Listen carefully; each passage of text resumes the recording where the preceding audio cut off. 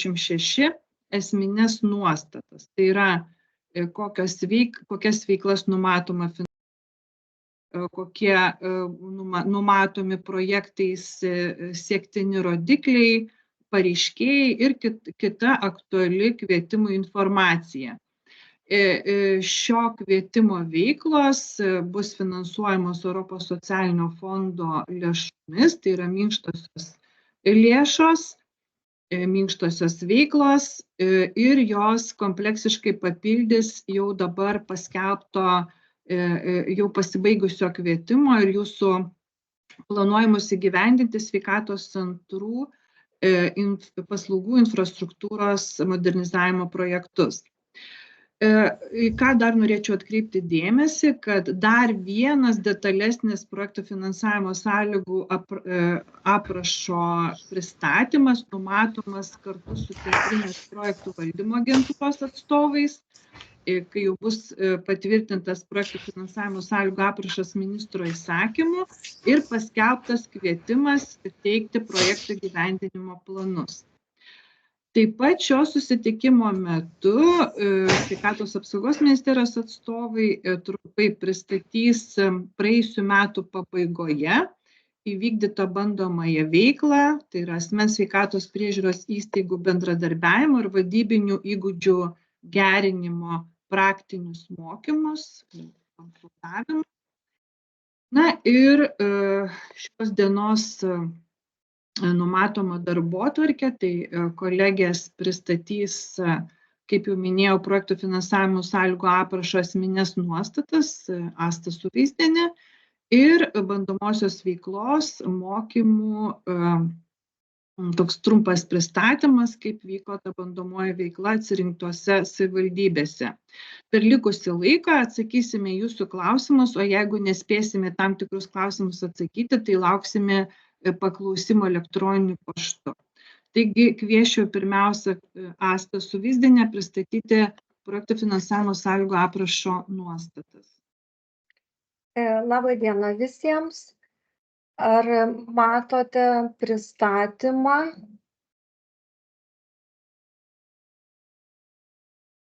Asta, matosi tik tai dar dalinimosi režimu. O, super. Dabar matosi, tai galėčiau kaip ir pradėti savo pristatymą.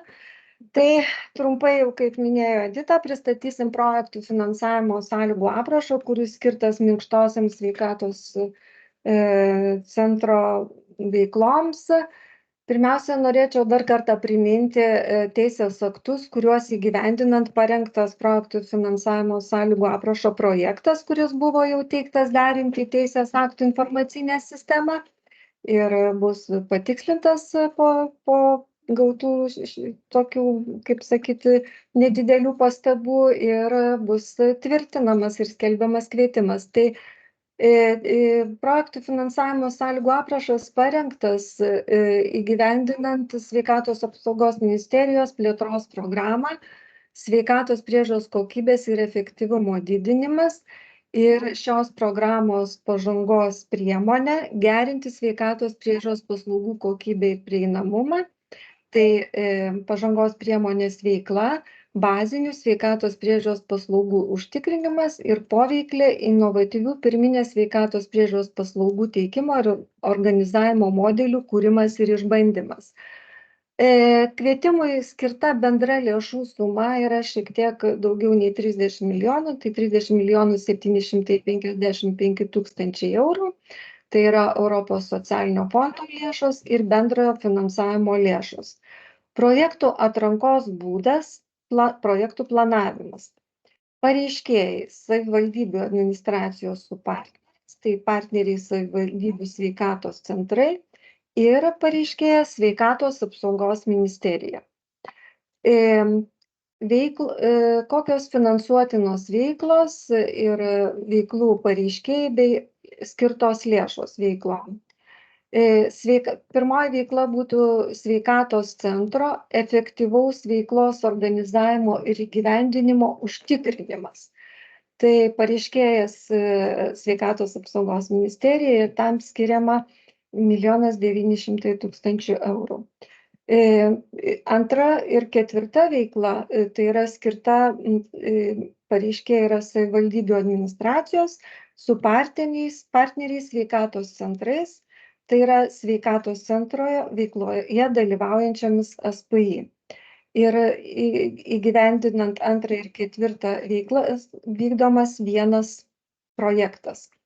Tai kokios tos veiklos? Tai sveikatos centro paslaugų teikimą koordinuojančiosios SPI koordinavimo funkcijų vykdymo užtikrinimas, efektyvių paslaugų teikimo modelių, gerinančių sveikatos priežiūros paslaugų kokybę ir prieinamumą pacientams sergantiems lėtinėmis neinfekcinėmis ligomis taikymas sveikatos centre, pacientų srautų valdymo ir paslaugų teikimo priemonių, kad konkrečiam pacientui būtų užtikrintas vientisas, taikant žaliojo koridoriaus principą, visų reikiamų sveikatos centro paslaugų sąrašo, paslaugų suteikimas per kuo trumpesnius terminus įgyvendinimas. Antrai, trečiai ir ketvirtai veiklai įgyvendinti yra skiriama beveik 29 milijonai eurų, tai yra 28 milijonai 855 tūkstančiai. Lėšos yra paskirstytos visoms savivaldybėm. Kiekvienai savivaldybei lėšos yra nurodytos projekto finansavimo sąlygų aprašo antrame priede ir jos buvo paskirstytos vadovaujantis modernizavimo plane. Kaip pamenat, modernizavimo planą iš infrastruktūros rengimo projektų, tai nurodytais kriterijais baziniai lėšų daliai apskaičiuoti.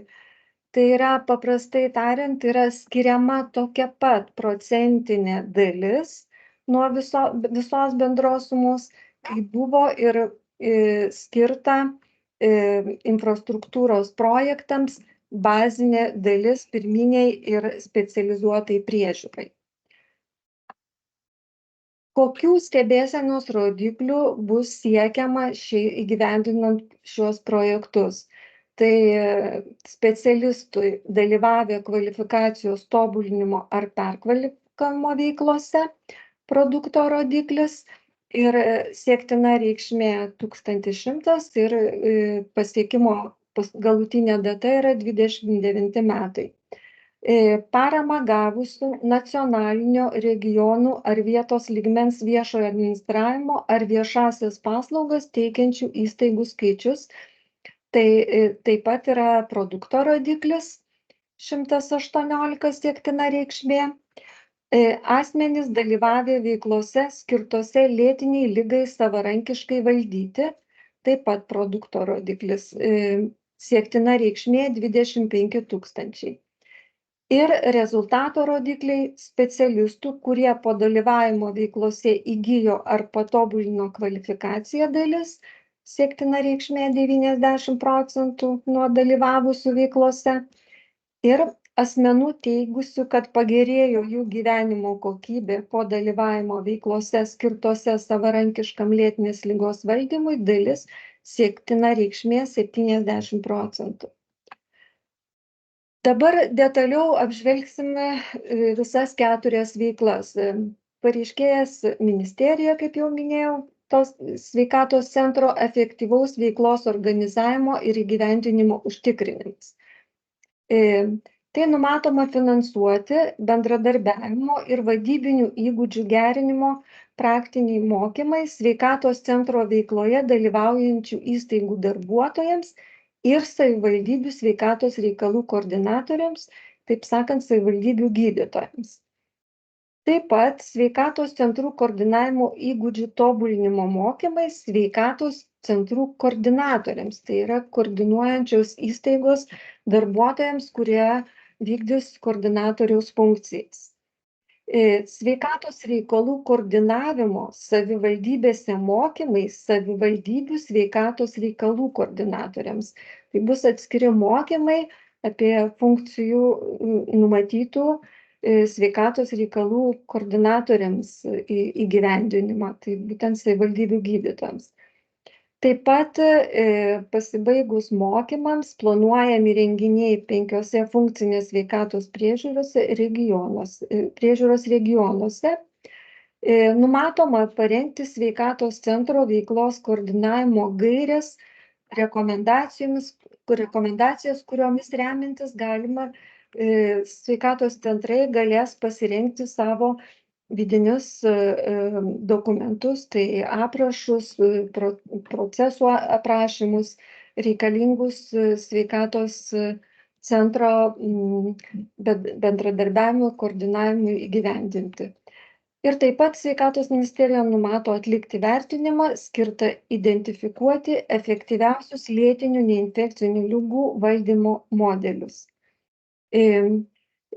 Šitoms veikloms priskirti rodikliai, kaip jau minėjau, tai yra specialistai dalyvavę kvalifikacijos tobulinimo ar perkvalifikavimo veiklose, rezultato rodiklis specialistų, kurie po dalyvavimo veiklose įgijo ar patobulino kvalifikaciją dalis ir paramą gavusių nacionalinių, regionų ar vietos lygmens viešojo administravimo ar viešasias paslaugas teikiančių įstaigų skaičius. Pareiškėjai savivaldybių administracijos su partneriais.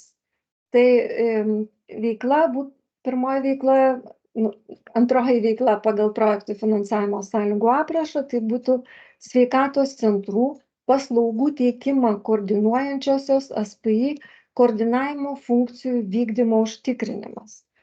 Tai finansuojama koordinatoriaus veikla, dokumentų reikalingų sveikatos centro paslaugų teikimui koordinuoti parengimas. Šiai veiklai partneris tai visos sveikatos centrų paslaugų teikimo koordinuojančios SPI kiekvienoje savivaldybėje. Stebėsenos rodiklis, jau kaip minėjau, tai parama gavusių įstaigų skaičius. Pareiškėjai kita veikla skirta savivaldybių administracijoms su partneriais. Tai efektyvių paslaugų teikimo modelių, gerinančių sveikatos priežiūros paslaugų kokybę ir prieinamumą pacientams sergantiems lėtinėmis neinfekcinėmis ligomis taikymas sveikatos centruose. Tai finansuotinos veiklos būtų daugiadalykės specialistų komandos, kurią sudaro šeimos gydytojo komandos nariai. Gal nevardysiu, jie visi čia surašyti. Ir atitinkamos profesinės kvalifikacijos gydytojas specialistas veiklos taikant efektyvių paslaugų teikimo modelį finansavimas.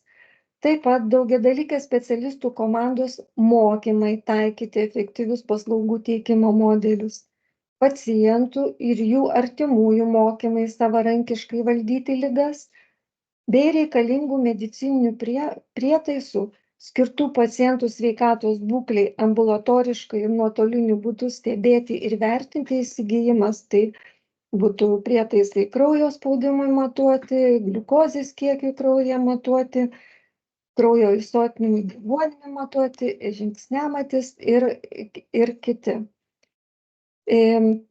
Čia partneriai būtų SPI dalyvaujančios sveikatos centro veikloje ir sudariusios bendradarbiavimo sutartį dėl šeimos medicinos paslaugų teikimo.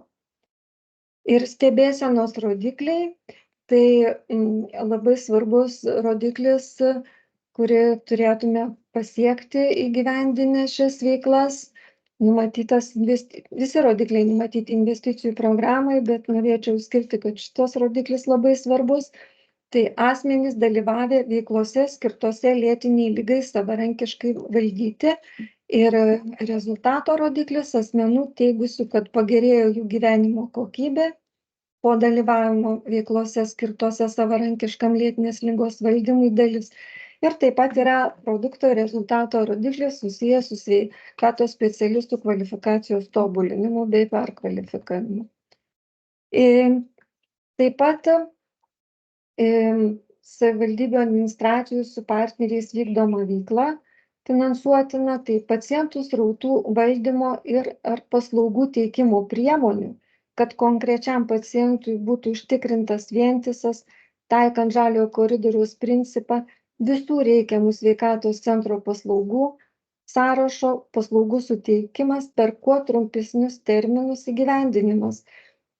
Kas būtų tinkama finansuoti, tai darbuotojo atveju vadybininko, kuris vykdo pacientų srautų valdymo funkcijas veiklos finansavimas bei reikalingų dokumentų pacientų srautų valdymo ir paslaugų teikimo priemonių įgyvendinimų parengimas. Tai ir stebėsenos rodiklis, tai būtų paramą gavusios įstaigos. Ir partneriai šiai veiklai, tai sveikatos centro veikloje dalyvaujančios asmens sveikatos priežiūros įstaigos. Trumpai apžvelgėme veiklas, siektinus rezultatus, pareiškėjus. Dabar norėčiau pasakyti pagrindinius tokius reikalavimus projektams. Jų, aišku, yra tokių smulkių daugiau ir, kaip jau minėjo Edita, bus patvirtinus projektų finansavimo sąlygų aprašą ir rengiant projektų įgyvendinimo planus detaliau pristatomi visi reikalavimai projektams, pareiškėjams, tikslinėms grupėms. Tai aš dabar trumpai norėčiau tik išskirti tokius pagrindinius, kurie svarbus, kad projektai sėkmingai vyktų. Tai projektų tinkamų finansuoti išlaidų dalis, kurios nepadengia projektų skiriamo finansavimo lėšos, turi būti finansuojama iš projekto vykdytojo ar partnerių lėšų. Jeigu matoma, kad planuojamos įgyvendinti veikloms nepakankamą lėšų, tai kviečiame savivaldybės partnerius prisidėti prie finansavimo, kad kuo būtų pasiekti kuo geresni, efektyvesni rezultatai veiklų. Taip pat svarbu paminėti, kad projekto veiklos turi būti įgyvendintos per 36 mėnesius nuo projekto sutarties įsigaliojimo. Prireikus projekto veiklos gali būti pratęstos pagrįstam laikotarpiui, bet ne ilgiau kaip iki 29 metų spalio 1 dienos ir pagrindimas turi būti objektyvus ir teikiamas agentūrai. Agentūra vertina, ar gali būti pratęstos veiklos. Projekto veiklos gali būti pradėtos vykdyti iki projekto sutarties pasirašymo, tačiau turi atitikti projekto administravimo finansavimo taisyklių ir projektų finansavimo sąlygų aprašo nuostatas. Visos projekto veiklos negali būti baigtos iki pareiškėjui pateikiant projekto įgyvendinimo planą agentūrai. Išlaidų tinkamumas, kaip jau ir prie veiklų minėjau, tai yra tinkami mokymai specialistų ir pacientų ir jų artimųjų, dokumentų parengimas, tai ir mokymų medžiaga, ir gairės, reikalavimai, procesų aprašai, taip pat renginiai, kurie yra numatyti prie tam tikros veiklos. Darbo užmokesčio išlaidos sveikatos centro koordinatoriams, darbo užmokesčio išlaidos modelio taikyme dalyvaujančios daugiadalykės specialistų komandos nariams, medicininių priemonių skirtų pacientų sveikatos būklei ambulatoriškai ir nuotoliniu būdu stebėti ir vertinti įsigijimas. Netinkamos finansuoti, tai rangos darbai, medicinos įranga, išskyrus paminėtas jau aukščiau parašytas priemonės, baldai, kompiuterinė technika, naudojimo ilgalaikio turto nusidėvėjimo amortizacijos sąnaudos. Trumpai apie projektų planavimo eigą, jau žinote ir iš infrastruktūros projektų, tai eiga yra analogiška. Projektų finansavimo sąlygų aprašo tvirtinimas ir kvietimo paskelbimas numatoma gegužės mėnesį. Projektų įgyvendinimo planų parengimui ir pateikimui centrinė projekto valdymo agentūra yra numatyti 2 mėnesiai. Projektų įgyvendinimo planų vertinimas, kurį atlieka CPVA, tai pagal teisės aktus yra skirta 45 darbo dienos, tai numatoma rugpjūčio-rugsėjo mėnesiais ir teikiama projekto įgyvendinimo vertinimo ataskaita ministerijai. Ministerija priima sprendimą dėl finansavimo skirimo, planuojama rugsėjo-spalio mėnesį. Norėjau atkreipti dėmesį, kad parengus projekto įgyvendinimo planą, tikrai nereikia laukti paskutinės taip vadinamo PIP teikimo termino datos, tiesiog parengus yra siūlome teikti agentūrai ir agentūra gavusi iš karto pradeda vertinimą. Tai būtų tiek trumpai pristatyti projektų finansavimo sąlygų aprašo esminės nuostatos. Toliau pakviesčiau kolegę antram darbotvarkės klausimui, o jūsų klausimus atsakysime po antro pristatymo. Labą dieną, tai iš tikrųjų labai trumpai pabandysiu papasakoti apie vykusius bandomuosius mokymus. Mokymų patirtimi kartu su manimi pasidalins ir mokymų dalyviai ir mokymus vedęs lektorius. Asta, aš vis dar matau jūsų skaidrę, norėčiau pati vieną skaidrę pasidalinti. Atsiprašau, tuoj bandau. Jo, jau viskas tvarkoj.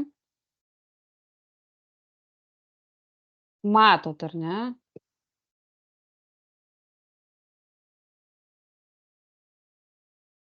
Pasikeitė skaidrės. Matosi, rodom. Matosi, ar ne?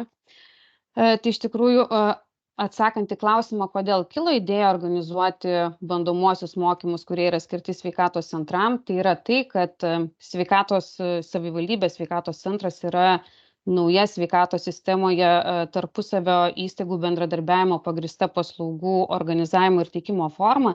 Ir diegiant modelius savivaldybėse buvo identifikuota, kad iš tikrųjų trūksta praktinių žinių ir įgūdžių, informacijos, kaip sėkmingai organizuoti sveikatos centro veiklą, kaip užtikrinti tinkamą sveikatos centro valdymą, kaip sėkmingai bendradarbiauti tarp savivaldybei pavaldžių įstaigų ir privačių įstaigų atstovų.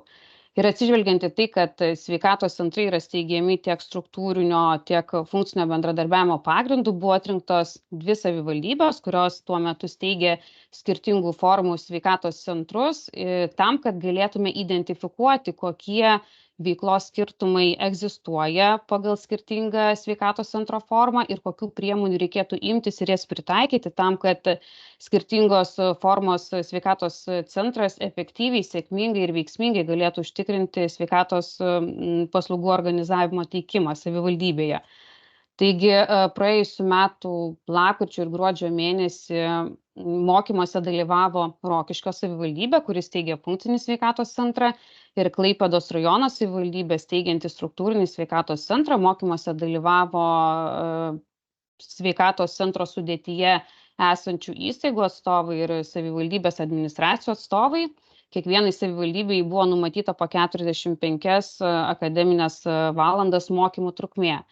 Pačiuose mokymuose buvo siekiama įsiaiškinti, kokie iššūkiai kyla steigiant sveikatos centrus. Šiame etape, ko gero, sveikatos centrų steigimosi procesas jau kaip ir nebūtų aktualus, nes sveikatos centrai iš esmės jau yra įsisteigę visose savivaldybėse, bet aktualu, kokie iššūkiai kyla užtikrinant tinkamą ir efektyvų bendradarbiavimą tarp skirtingų sveikatos priežiūros įstaigų, kaip priimti pokyčius ir kaip perteikti pokyčius gydymo įstaigų darbuotojams, kokie galėtų būti motyvacijos modeliai ir priemonės tam, kad iššūkiai būtų gyvendinami kiek įmanoma operatyviai, sparčiai ir kuo sėkmingiau.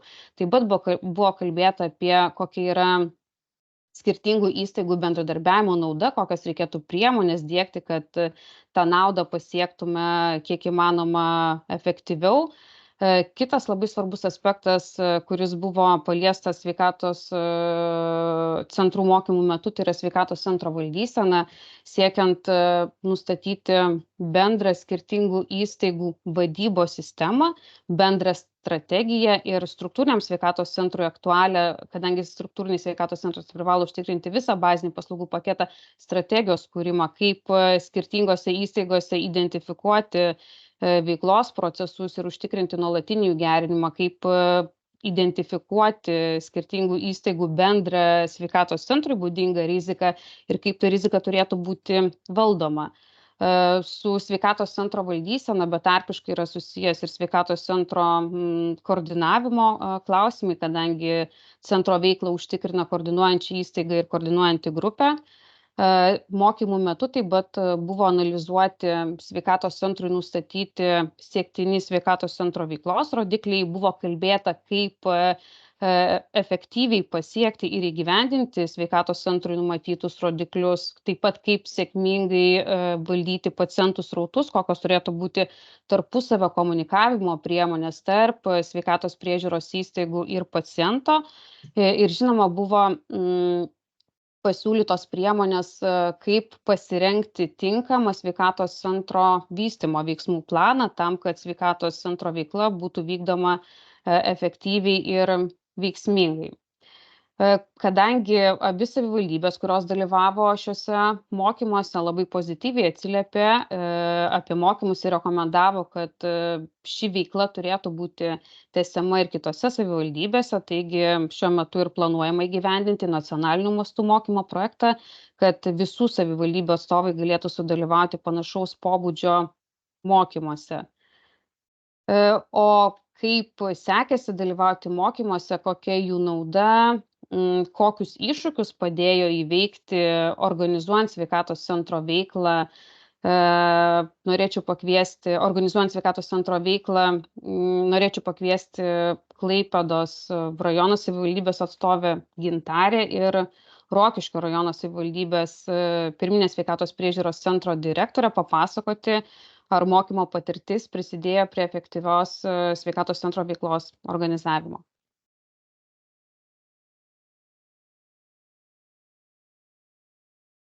Tai labą dieną. Girdite mane, ar ne? Taip.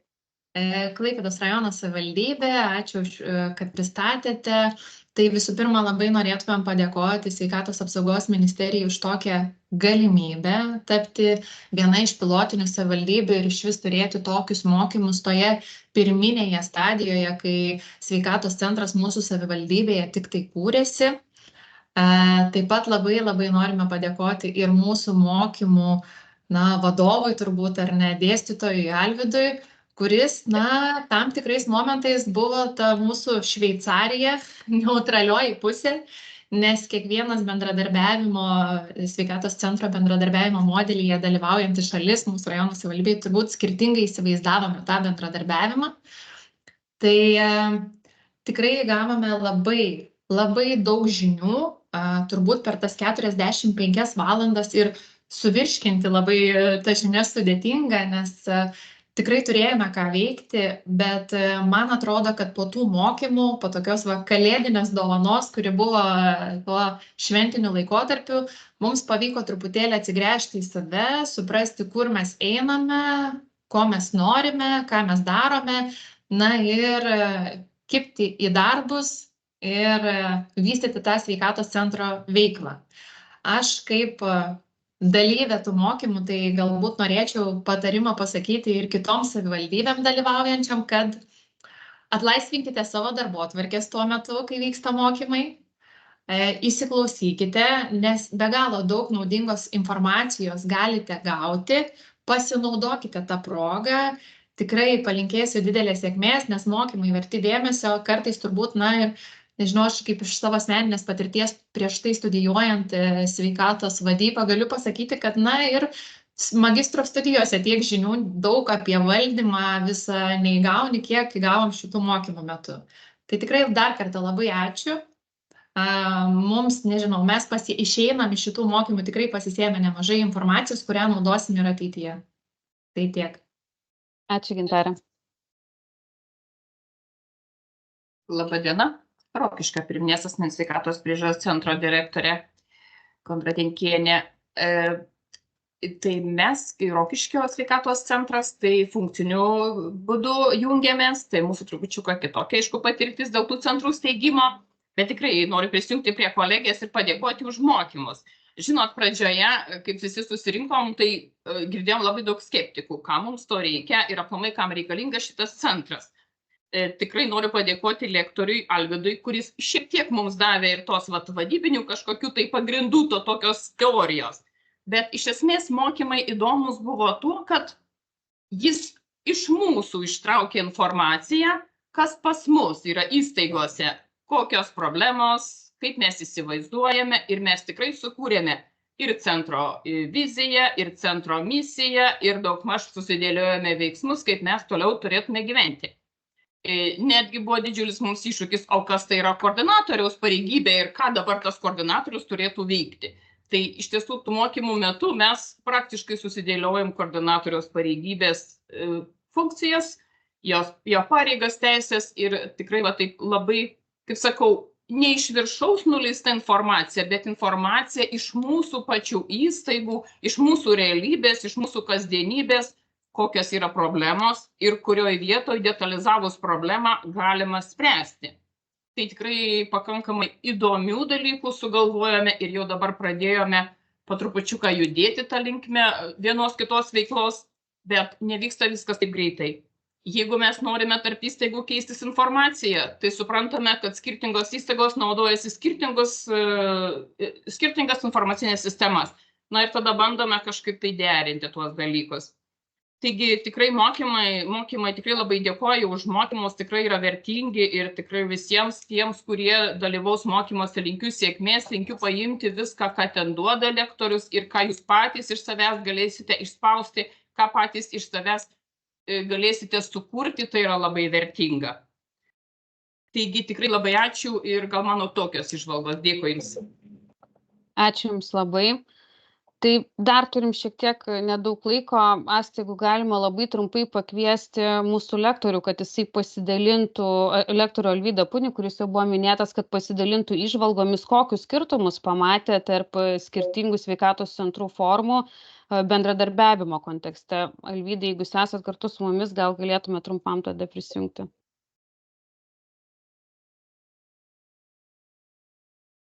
Sveiki gyvi, aš esu Alvydas Punis. Labai dėkoju už galimybę pasidalinti keletų įžvalgų. Turiu praktiškai tik vieną skaidrę, į kurią mėginau sudėti tas įžvalgas ir tas mintis apie būtent skirtingas centro organizavimo formas, skirtingus modulius ir skirtumus tarp jų, kurie ko gero laukia daugelio savivaldybių sveikatos centrų. Tai pamėginsiu pasidalinti tą vieną skaidrę.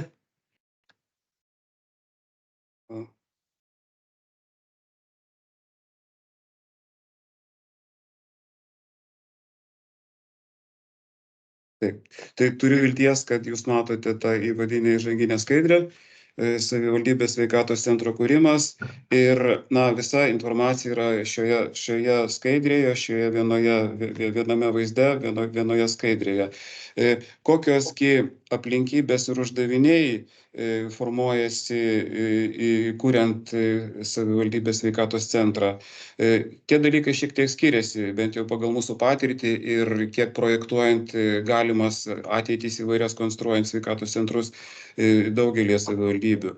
Taigi mes turime sveikatos centro funkcinį modelį ir turime sveikatos centro struktūrinį modelį ir be abejo turime mišrų modelį. Tai kokios aplinkybės galėtų būti svarbios, kokios yra tikėtinos, daugelį ko gero, arba galbūt ne visose, bet daugelį sveikatos centrų. Mes turime tik tai patirtį vieno centro, bet tokią prielaidą mes ekstrapoliuojame, reiškia visai Lietuvai, kad tokios galimybės gali atsirasti ir daugelį savivaldybių. Taigi, kokios yra tos tikėtinos aplinkybės, kalbant pradžioje apie funkcinį modelį. Tikėtina, kad savivaldybės teritorijoje yra gana įvairi centro partnerių tarpusavio sąveikos istorija. Nuo karo, kabutėse, reiškia konkuravimo iki, reiškia intensyvaus bendradarbiavimo. Tai ta sąveikos istorija turi irgi įtakos centro kūrimo sėkmei. Kitas svarbus dalykas yra, kad iš tikrųjų yra įvairūs partnerių požiūriai į centro kūrimą vertę, tiek patiems gyventojams, tiek partneriams, kokių reikia išteklių, kaip juos reikia dalintis, kaip juos reikia pritraukti ir kokios yra galimos rizikos. Taigi sąveikos istorija, požiūrį į kuriamą vertę ir pati patirtis bendro dialogo, tai yra galbūt tos aplinkybės, kurios turi įtaką sėkmei centro kūrimo, būtent grinai funkcinio. Kalbant apie uždavinius arba, sakykime, iššūkius, kaip galėtų atrodyti tų iššūkių formulavimas, tai manyčiau, kad labai svarbu funkciniam centrui sukurti ir palaikyti, aš jį vadinu, kūrybinį dialogą. Tai yra, kad atsirastų ir būtų vystomas kūrybinis dialogas tarp lygiaverčių ir labai skirtingų sveikatos centro partnerių, kurie nėra susiję pavaldumo ryšiais. Kūrybinis dialogas, tai yra gana toks svarbus darinys. Realiai tai yra galimybė kartu geriau suprasti esamą situaciją, būtent kartu surasti gilesnę tiesą ir sukurti bei įgyvendinti sprendimus, kurie atneš didesnę naudą neveikiant atskirai. Tai du tokie dalykai, pats tas dialogas, jo sukūrimas ir palaikymas ir jo išvystymas. Ir be abejo, kad tas dialogas atsirastų, svarbus dalykas yra pati ta pozityvi nuostata į bendradarbiavimą. Reiškia, kad būtų nuostata pozityvi ir kad daugiau centro partnerių turėtų tą pozityvę nuostatą, kurią galima išvystyti.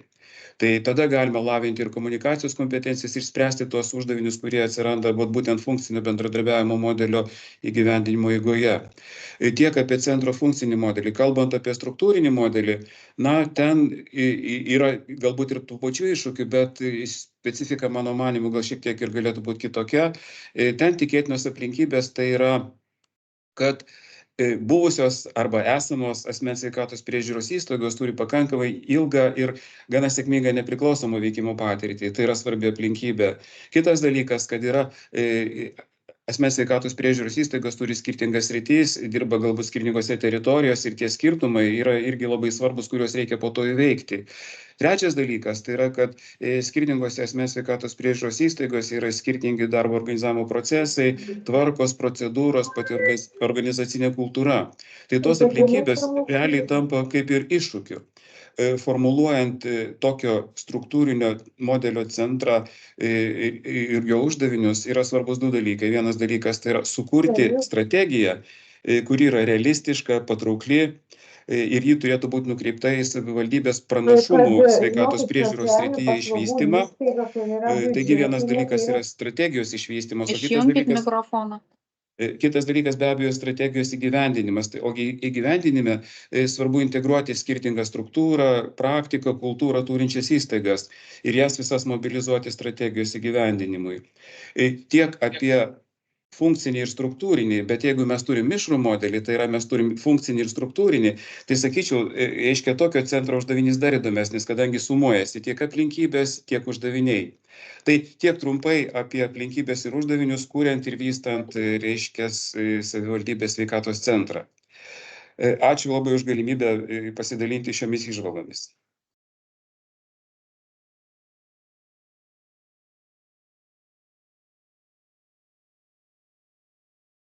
Dėkojame už pristatymą ir pasidalintas įžvalgas. Vilma, gal dar kažką norėtum papildyti dėl tęstinumo? Tai labai panašių principų planuojami mokymai kitose savivaldybėse, labai panašiom temom. Tikimės, kad savivaldybės aktyviai dalyvaus ir pasinaudos šią galimybę.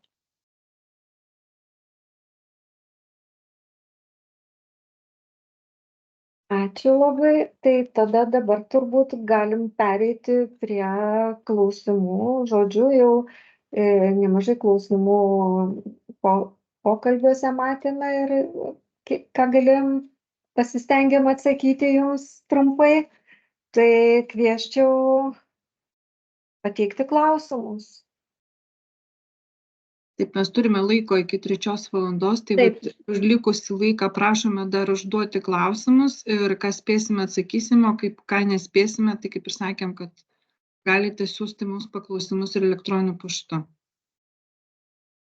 Dabar matau, klausimas vienas buvo per pokalbių skiltį, kada planuojami mokymai. Kaip aš suprantu, klausimas yra pagal pristatytą ar ne veiklą, kur sveikatos apsaugos ministerija planuoja projektą ir bus mokymai, tai tikėtinai vertinus visas PFSA patvirtinimo, kvietimo, paskelbimo terminus, projektų gyvenimo planų parengimo ir įvertinimo terminus. Tai Asta gal pataisysi, bet manau, kad tikriausiai rudenį, ar ne, jau tokie mokymai galėtų startuoti, kurie apimtų ir savivaldybės kitas. Nu, taip, žinoma, dar ir viešieji pirkimai, bet viską, kaip sakyt, operatyviau vykdant veiklas, tai rudenį turėtų prasidėti, bet manau, dalis mokymų gali ir persikelti ir į kitus metus, bet planuojam rudenį, kad prasidėtų ir jau visi bus, kaip sakant, pailsėję po atostogų.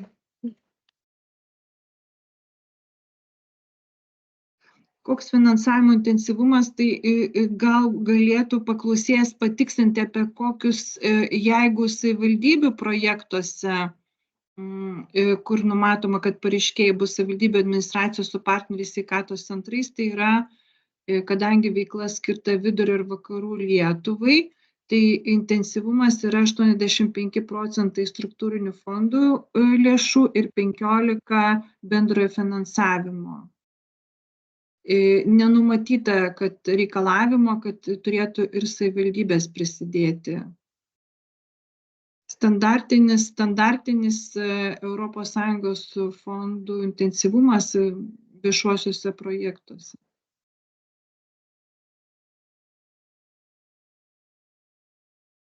Matau klausimas, ar sveikatos centro koordinatoriaus etatui bus skiriamos lėšos. Tai Asta, gal prašau patiksinki plačiau, nors pristatei, bet... Jo, taip, kaip buvo pristatymė minėta, gal tiesiog suformulavimas koordinatoriaus veiklos finansavimas. Taip, tai yra darbo užmokestis koordinatoriaus funkcijas vykdančiam darbuotojui, ar tai jisai dirbs pilnu etatu ar nepilnu priklausomai nuo sveikatos centro dydžio. Taip yra numatyta finansavimas darbo užmokesčio. Ar yra reglamentuojamas sveikatos centro koordinatoriaus darbo užmokesčio valandinis įkainis, kaip jis turi būti grindžiamas? Reglamentuojamo tai tikrai nėra ir kaip jau buvo ir projekto finansavimo sąlygų aprašo projekte minėta, tai turėtų atitikti analogiško etato, kaip pasakyti, analogiškų funkcijų, pavyzdžiui, vadybininko darbo užmokestį toje įstaigoje, o jei toje įstaigoje tokio etato nėra, tai turėtų būti kažkoks įmamas vidurkis, kuris skelbiamas oficialiai statistikos apie mokamus darbo užmokesčius. Detaliau, žinoma, rengiant projekto įgyvendinimo planą konsultuos agentūra, tai tikrai detaliai išaiškins, kokie dokumentai turi būti pateikti ir ką jie vertins.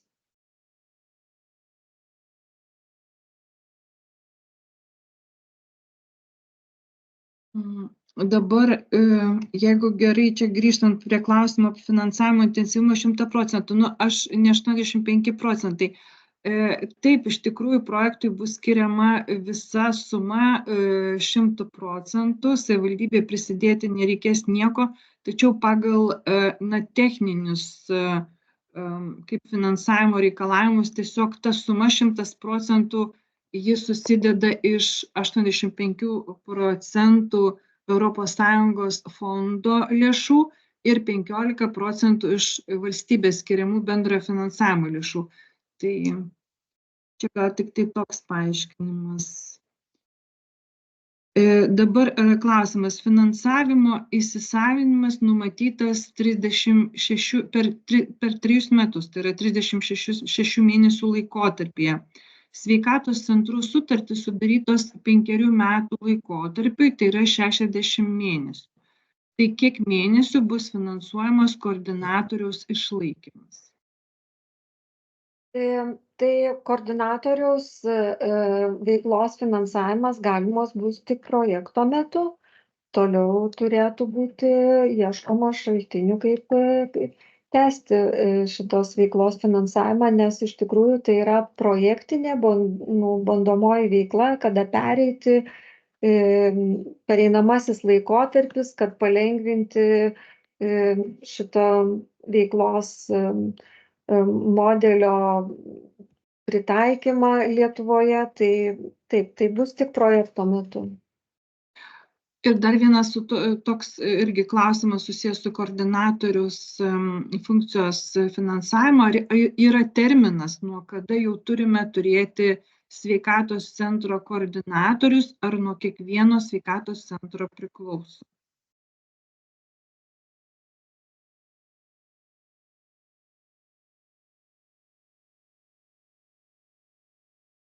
Aš gal galiu padėti Astą atsakyti. Steigiant sveikatos centrus, savivaldybės tarybos sprendime turėtų būti arba bendradarbiavimo sutartyje turėtų būti nurodyta ir paskirta įstaiga, kuri koordinuoja sveikatos centro veiklą. Tai skiriant įstaigą koordinuojančią įstaigą, atitinkamai turėtų būti paskirtas ir asmuo, kuris užtikrina koordinatoriaus funkcijas. Tai nuo sveikatos centro įsisteigimo momento turėtų būti labai panašių periodų paskirtas ir darbuotojas atsakingas vykdant koordinatoriaus funkciją. Taip, klausimas yra dėl vienos veiklos, ar pagal 4 finansuojamą veiklą, tai yra žali koridoriai, bus finansuojamas programinis įrankis skirtas iš dalies apjungti skirtingų įstaigų, naudojamas skirtingas pacientų paslaugų apskaitos registracijos sistemas. Tikriausiai programinis įrankis turi omeny tam tikrą informacinę kokia tai sistema arba programa. Jeigu gerai supratau klausimą. Čia ponas Artūras Eibutis.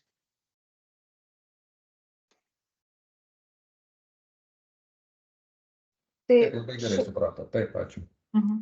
Šiuo metu nėra numatyta, nes iš tikrųjų tai yra daugiau skirta infrastruktūros projektams, bet mes dar pasitikslinsime, bet kol kas tikrai tokios veiklos nenumatyti.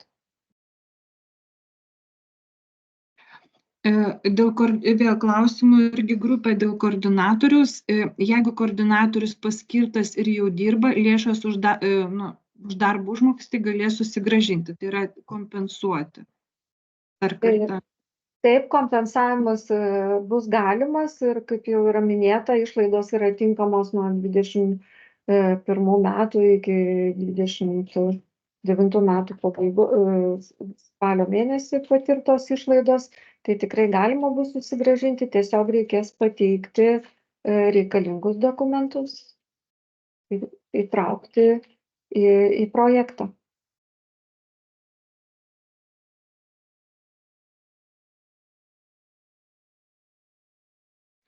Taip, dėl finansavimo intensyvumo tikrai noriu dar kartą patikinti, kad tai yra 100% dotacija, ten dėl jos, kaip sakyti, skaidimo tos dotacijos į tam tikras dalis procentinės, tai tikrai jums čia projekto įgyvendinimui neturi didelės reikšmės. Tiesiog yra 100% finansavimas. Ir dar, man atrodo, buvo tokia grupė klausimų, prieš tai, jeigu gerai supratau klausimus, kaip buvo atrinktos savivaldybės, aš suprantu, bandomai veiklai. Tai galbūt arba Vilmos, arba paprašysiu aiškinti, kaip buvo ta bandomoji veikla vykdoma ir kaip atrinktos bandomai veiklai savivaldybės.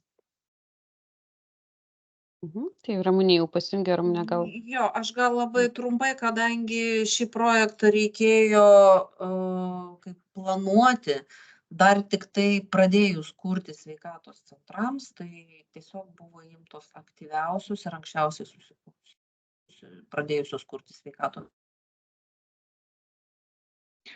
Bet aš kaip dar kartą irgi noriu atkreipti dėmesį, kad tikrai dabar ministerijos planuojamas projektas, kurio veiklas irgi pristatė Asta, tikrai apims ir visas kitas savivaldybės ir visos kitos savivaldybės turės galimybę darbuotojai sudalyvauti tose mokymuose.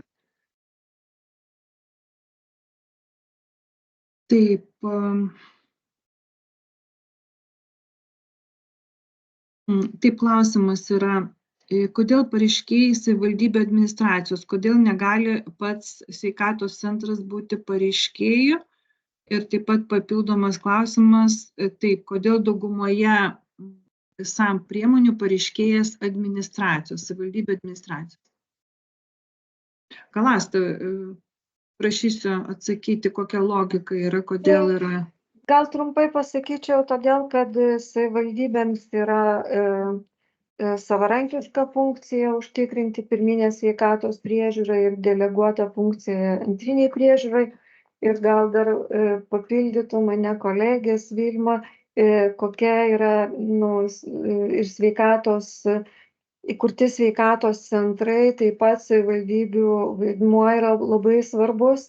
Tai va, matau Odetą, gal tiesiog kolegės papildykit, nes iš tikrųjų mums labai svarbu, kad savivaldybės dalyvautų kartu su sveikatos centrais, toliau jau įsteigus juos, toliau efektyvinant jų veiklą ir dėl to ir projektai yra planuojami, kad pareiškėjai būtų pačios savivaldybių administracijos ir taip pat lėšos yra skirtos kiekvienai savivaldybei numatytos. Tai laba diena visiems, aš gal papildysiu tik tai, ką tikrai Asta labai gražiai sudėliojo, tai matyt, mes turėjom vieną etapą sveikatos centrų ar ne pagal modernizavimo planą, tai yra tiek struktūriniai, tiek funkciniai sveikatos centrai ir lėšos buvo suplanuotos ir savivaldybės kiekviena planavo į kietasias priemonės, tai yra ar tai įrangos atnaujinimą, ar nuaidėjo, kaip sakyti, visa šitas paraiškų pateikimas, tai mes kalbam dabar apie kitą etapą, tai yra tų pačių sveikatos centrų, vadybinių gebėjimų, minkštųjų kompetencijų, pacientų srautų valdymo, tą modelio diegimą, elgsenos keitimą ir bendros vertės pacientui kūrimo tą etapą. Tai matyt, nuoseklumo dėka ir yra pasirinkta savivaldybės administracija, kad tas tęstinumas, tai ką savivaldybės užmanė keisti kietuose projektuose, dėrėtų kartu ir su minkštosiom kompetencijom ir geriausiai žino savo partnerius, dalyvius, lyderystę. Nemažą vaidmenį aplamai sveikatos centrų modelio ir vertės kūrime dalyvauja ir savivaldybės gydytojai. Nuo Liepos mėnesio 1 dienos jie vadinsis sveikatos reikalų koordinatoriai. Ir ką paminėjo Asta, kad savarankiška funkcija yra pirminė sveikatos priežiūra, jinai tikrai yra didelės apimties tikslų ir uždavinių kontekste, ką reikia įgyvendinti, ir deleguota funkcija, tai yra antrinė, kuris siejasi su sveikatos centro aprašu ir bazinių sveikatos priežiūros paslaugų to paketo diegimu.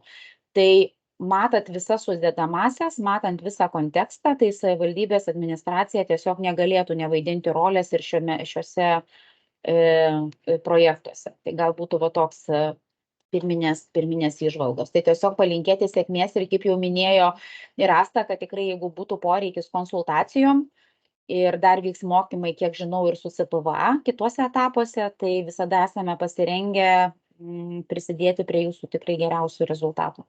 Dėkui. Dar vienas buvo prašymas, gal Rokiškio pirminės sveikatos priežiūros centro vadovė galėtų pasidalinti patirtimi, kaip apsibrėžė koordinatoriaus funkcijas, darbo krūvį ir darbo užmokestį. Tik dar turėjau vieną pastabą, tai tuo pačiu galėsiu atsakyti šitą klausimą. Aš tikrai labai prašau pasižiūrėti finansuojamas veiklas ir ten vis dėlto tų programinių įrangų kažkaip tai rasti būdą jas finansuoti, nes žinau, kaip tai yra labai svarbu, ypač bendradarbiaujant tarp įstaigų ir keičiantis informaciją, mums tikrai reikės ten, kaip sakau, informacinių technologijų specialistų ir mums reikės tam tikrų programų, tai šitą vietą tikrai aš labai prašau nepamiršti ir kažkaip leisti šitą priemonę jas finansuoti. Nesame koordinuojant įstaigą, mūsų rajone sveikatos centro koordinuojant įstaigą yra ligoninė, tačiau vis tiek aš galiu pasakyti šiek tiek, žinot, tas darbo krūvis yra tiesiog nuojauta. Šią dieną mes turime pusę etato koordinatoriaus ir mes ją mokame visos šalys vienodom dalimis. Tai pusė vidutinio šalies darbo užmokesčio kompensacija už mėnesį, o tas, vidutinio darbo užmokesčio, šalies vidutinio darbo užmokesčio. Mes taip pat susitarėme, bet tai čia yra iš tiesų sutartinis dalykas ir kol kas tik įsivažiuojame ir to pusę etato užtenka, bet ateityje gali būti visko, kad galbūt to ir pusę etato neužteks. Koordinatoriai darbo tikrai yra. Nes surinkti, spręsti tam tikrus klausimus, tikrai pradedant nuo koordinatoriaus pareigybių, nuo strategijos, nuo planų ir nuo visų rodiklių, tai nežinau, sakau, kol kas tai pradžia, mes tikrai bandom su pusę etatų, bet to darbo, aš manau, jeigu norės koordinatorius ir bus aktyvus, tai jam užteks ir etato krūvį. O jeigu kam nors kilo, tai tikrai skambinkit, tikrai, ką galėsiu, pasakysiu asmeniškai. Tiek. Ačiū, Danguolė. Ačiū Jums labai.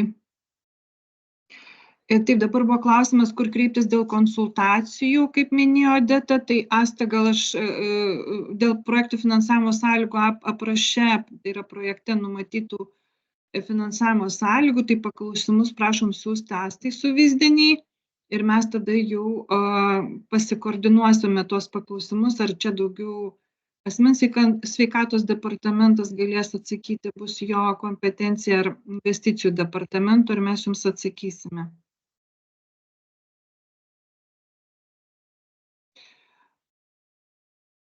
Taip, laikas jau baigėsi ir man atrodo, kad mes daugelį klausimų kaip ir atsakėme, nebent dar kas nors galėtų likus porą minučių gal kokį tokį aktualų ir nepaliestą klausimą.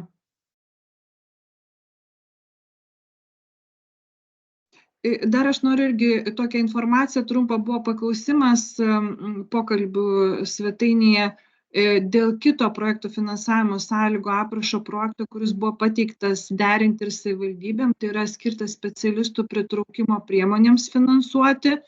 Tai irgi noriu informuoti, kad artimiausių metų planuojam irgi tokį atskirą pasitarimą organizuoti ir informuosim, kokia tai bus data ir taip pat jūs pakviesime prisijungti ir mūsų kolegos, kurie kuruoja žmogiškųjų išteklių sritį, pristatys taip pat jums detaliau to jau kito projektų finansavimo sąlygų aprašo nuostatas. Tai tiesiog prašau laukti iš mūsų informacijos. Tai kaip ir daugiau klausimų nematau, dar kartą noriu visiems padėkoti prisijungusiems. Jeigu turėsite paklausimų, tai siųskite ir dar kartą dar organizuosime, kaip jau minėjau pradžioj, dar vienas bus su Centrinė projektų valdymo agentūra, dar vienas susitikimas, kur jau paskelbus kvietimą teikti PIPus. Iškils tikrai, manau, klausimų dėl išlaidų pagrindimo ir dar bus patikslinimai PFSA, tai tikrai bus proga dar paklausti. Edita, matau, dar Ramutė kelia ranką, gal dar vieną klausimą atsakom ir baigsime, o tada kitų prašysime tikrai pateikti elektroniniu paštu klausimus ir konsultuosim patvirtinus PFSA ir kartu su agentūra. Ramutės, tai prašom. Labą dieną. Minėjote, kad dėl 25 aprašo to projekto bus dar susitikimas, bet tikrai prašymas kuo greičiau jį organizuoti, todėl kad ten yra sveikatos specialistų rengimas. Jeigu slaugytojų mokymai nuo rugsėjo 1, čia mums labai daug kyla klausimų. Tai prašome kuo greičiau šitą organizuoti. Taip, tikrai dėkui už pastabą ir tikrai perduosiu kolegoms, kad reikia kuo greičiau ir kad labai aktualūs klausimai. Dabar klausimas irgi pasikartojantis, o kiek Rokiškio sveikatos centre dalyvauja SPI, man atrodo, prieš tai buvo irgi kiek privačių asmens sveikatos priežiūros įstaigų, nežinau, ar čia dabar mes tikrai, aš jau matau atsakymą, 8. Ačiū labai Danguolei už patikslinimą. Vaizdo ir garso įrašas, Asta, kur bus jį irgi? Vaizdo ir garso įrašą, tai visiems parašysiu, kur bus patalpinta, nes dabar tiksliai nesakysiu, reikia pasižiūrėti, kur mes ten talpiname tikslų adresą ir visiems atsiųsim. Ačiū labai. Tai ką, laikas baigėsi mūsų susitikimo. Dėkojame visiems gausiai prisijungusiems ir linkime gražios dienos. Viso geriausio. Ačiū visiems, iki pasimatymo. Viso gero. Ačiū labai, viso gero. Ačiū. Viso gero.